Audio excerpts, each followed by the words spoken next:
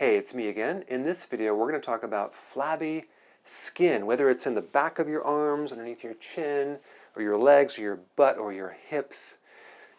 Let's cover what's underneath that. Now, in the past video, I've talked about cortisol, which is an adrenal hormone being the root cause of loose skin underneath your arm. But there's another very common cause, and that has to do with this one hormone called insulin, okay? But it's really a condition of insulin resistance. But let me just explain what that means. Insulin resistance is a condition where you have a ton of insulin, but it's not working, okay? Because your body's resisting it at the cellular level, all right? Now, you need insulin. You definitely cannot live without it. But the problem is we have too much of it because of our diet, so it's like sugars and things like that. But check this out. Your cells have a little window that allows insulin to drive fuel in the cells, but also insulin is one of the main hormones that drives amino acid into the cells.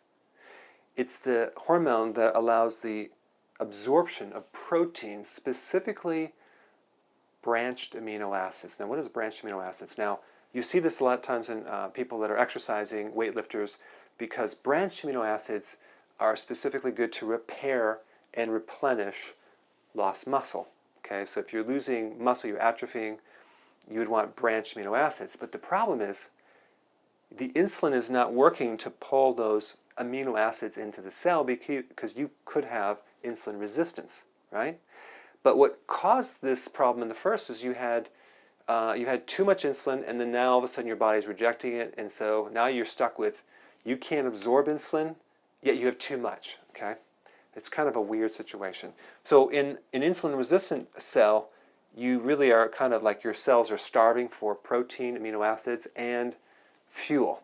So here's some symptoms to know that you have this. Number one, you can't lose weight. Number two, you have a belly fat.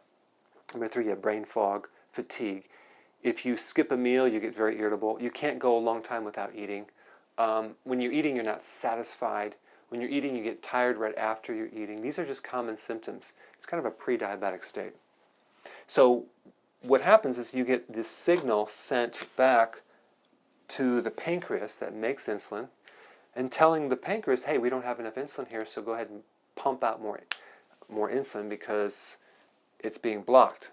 So now the pancreas thinks that it doesn't have enough, so it's driving more and more insulin to force the nutrition into the cell.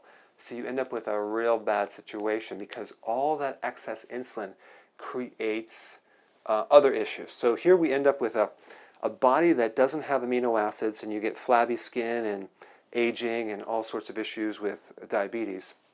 Yet on the other side, all this excess insulin is creating belly fat, but also a lot of cognitive problems.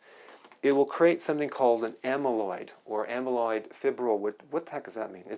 Amyloids are sticky protein structures in the brain that are nearly always found in Alzheimer's, Parkinson's, dementia even. It's kind of like a diabetes type 3. It's also found in strokes. I'm going to put some links down there. So here's my thought. Obviously you want to increase the longevity of your memory, your brain. You don't want to get Alzheimer's. Well, you want to fix this insulin resistant problem because amyloids come from high levels of insulin, and that gets stuck in the brain, and last thing you want to do is end up with a stroke. So they talk about clogged arteries, right? Well, but they don't talk about amyloids clogging the arteries. They talk about cholesterol. Well, amyloid is a protein. Well, so is the cholesterol too. It's a high-density lipoprotein, but that's a whole other lecture. But the point is that you may find that you're getting brain fog and memory problems, and going into the whole Alzheimer's thing, realize that you want to fix this situation so that way the brain can start absorbing the fuel it needs and the protein it needs, so your muscles can come back, the skin can start becoming toned. So let's just talk about what that means as far as what you have to do in your diet. Number one, obviously you have to get the sugars out, okay? And you may already know that. Refined sugars, breads, pasta, cereal, crackers, things like that. Secondly, you need to get the alcohol out of your system, out of your diet completely right now, because that's going to create a problem. Next one, Never, ever, ever, ever combine protein with sugar, okay?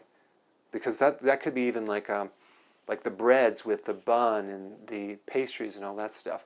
When you add sugar to protein, you dramatically exaggerate the insulin. I mean, like goes way up. In fact, if you add sugar to anything, it's actually even worse. You'd be better off eating sugar alone than you would combining it. So we don't want to add the sugar. Even if you add sugar and fat, you accentuate insulin. So we don't want to do that, okay? Snacking will also create this problem, so you don't want to snack between meals. Eating fat with the meal is not going to be a problem because it allows you to go longer. So fat is not the cause of insulin resistance, despite what some people might tell you. Sometimes they'll do experiments on rats using corn oil or soy oil. So it's very, very cloudy as far as the research on that.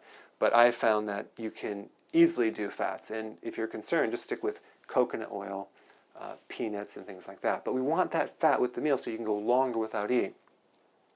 So you want 2 to 3 meals a day, okay? So that's a really important thing. You want the greens in there.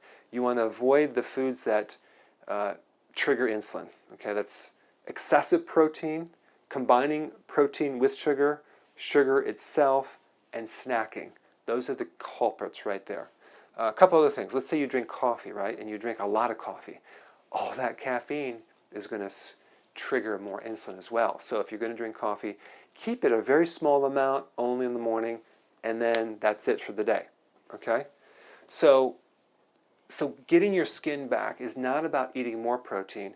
It's about finding out what's underneath it. Is it a stress state? Is it cortisol? Is it that you have no activity, like you're not exercising? I mean, that could be a situation because you need to work the body. Or is it this insulin resistance thing, which is actually very, very common? Okay, so I just want to enlighten you on this. Definitely put your comments below. And I have a link down there of a quiz that you can take too. So if you have a situation and you want to find out what's underneath it, fill out the quiz, and actually we'll send you a report that kind of tells us what's wrong with your body as far as the root cause. Okay, thanks for watching. I'll see you in the next video.